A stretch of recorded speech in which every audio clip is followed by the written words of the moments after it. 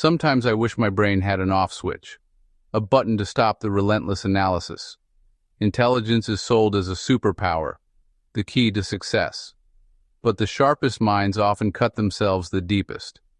We celebrate intelligence, but from the inside, it doesn't feel like having it all figured out. It feels like you're the only one who sees the cracks in the walls. You see the logical fallacies, the emotional manipulation. Once you see it, you can't unsee it. Your mind is a detective that never goes off duty. It's the gift that keeps on giving. Anxiety, existential dread. You want to enjoy the play, but your brain is busy analyzing. The world tells you being smart will solve your problems. It does, but it also creates new ones. It's like having a high-definition television for a brain. You see everything with clarity. Intelligence is a gift, but it's also a lens that can make the world feel overwhelming. You're not alone. Many of us carry the same burden. That is the question. Is intelligence meant for happiness or for awareness? Is the goal to think your way to bliss, or to see the world as it truly is, in all its messy, complicated glory? It's the classic choice. Ignorance is bliss, or knowledge is power, and sometimes, pain. We're told to use our brains to get what we want, and what we should want is happiness. But what if high intelligence makes simple happiness nearly impossible? A mind built to analyze and seek truth will inevitably uncover uncomfortable realities. So, do we use our intelligence to construct a bubble of comfort, or do we lean into the discomfort and become more aware? The first path promises comfort but risks delusion.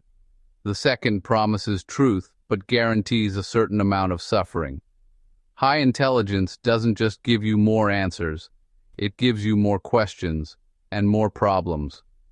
A complex mind has 100 problems, plus the meta-problem of analyzing why those problems exist in the first place. The burden of seeing too much is a real lived experience. It's the constant hum of a mind that won't shut down, turning simple decisions into complex analyses. You're never just in the moment. You're also above it, studying it.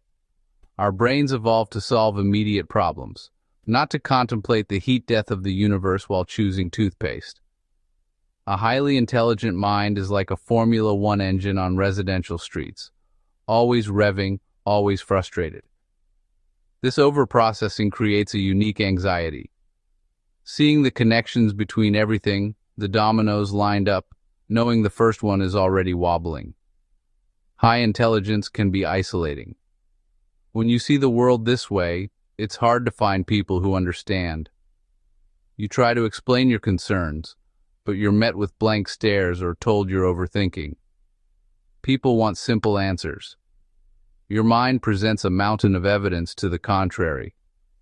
So you learn to keep quiet, to wear a mask of contentment, to nod along in conversations that feel superficial. You become a silent observer, trapped in the high-resolution prison of your own mind. The burden isn't just what you see, it's carrying it alone. The more you see, the harder it is to share. And that's a weight few notice, but many carry. I once knew a man, let's call him David. Brilliant, respected, admired. But in private, David was deeply lonely. His intelligence, the source of his success, was also his greatest pain. It created a chasm between him and others. Sometimes the most admired are also the most alone. The pain of deep awareness isn't new. It's a central theme in many spiritual traditions. In Buddhism, suffering comes from attachment and craving, born from misunderstanding reality. The path to enlightenment is about seeing things as they truly are, impermanent, interconnected, ever-changing. But that first glimpse of reality can be terrifying. It's the ultimate existential crisis. Imagine entering a deep cave. At first, you're lost in the darkness, acutely aware of every discomfort. This is where awareness deepens suffering. You've lost the comfort of ignorance, but haven't found the treasures of understanding. Spiritual traditions say this pain is necessary, a purification, the friction of ego resisting truth. The goal isn't to retreat, but to go through it, to sit with discomfort, observe your mind, and find peace on the other side. Awareness transforms from suffering into purpose. You stop being a victim of your own insight and start becoming its master. The analytical mind can solve many problems, but not the internal ones. The solution isn't more analysis. It's a different mode of being. It's the journey from consciousness as burden to consciousness as liberation. If you've ever felt like an outsider because your thoughts run too deep, this is for you. You are not broken. There's nothing wrong with seeing the world in high definition. The feeling of isolation is real, but it's not your fault. You're a deep-sea creature in the shallow end of the pool. Of course you feel out of place.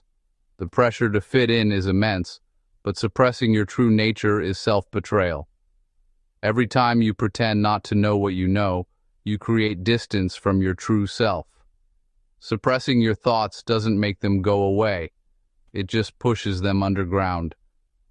Your intelligence is not a flaw to be hidden. It's the core of who you are. The world needs people who see the cracks, because they're the ones who know how to fix them. For a long time, I thought the danger of high intelligence was sadness, but the real risk is detachment.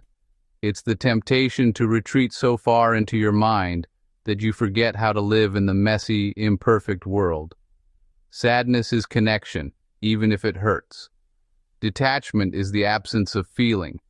The analytical mind can sever the connection to the heart, turning people into data points, emotions into puzzles.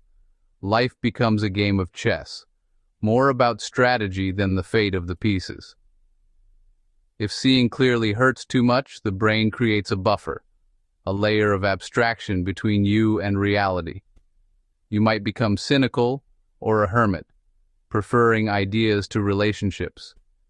You analyze love instead of feeling it, deconstruct joy instead of experiencing it. This is the true prison of the intellect, a gilded cage, comfortable but isolating. It offers protection from pain, but at the cost of connection, vulnerability, and love. You may have all the answers, but you're disconnected from life itself. The risk isn't sadness, it's numbness. It's thinking your way out of your own life. So, is intelligence for happiness or awareness? Maybe it's for something larger. High intelligence brings responsibility, the duty to use clarity not to retreat, but to engage more deeply. The question isn't, how can I use my mind to feel better? But, how can I use it to do better? Use your high-resolution view of the world not as a source of despair, but as a blueprint for action. Your mind is not a curse. It's a tool. It's time to put it to work. Are you using your intelligence as a shield or as a bridge? The pain of a sharp mind is not a final destination. It's a shadow on the path. Walk through it, carrying the light of awareness, until you find where it's needed most. And there, you'll find your purpose and your peace.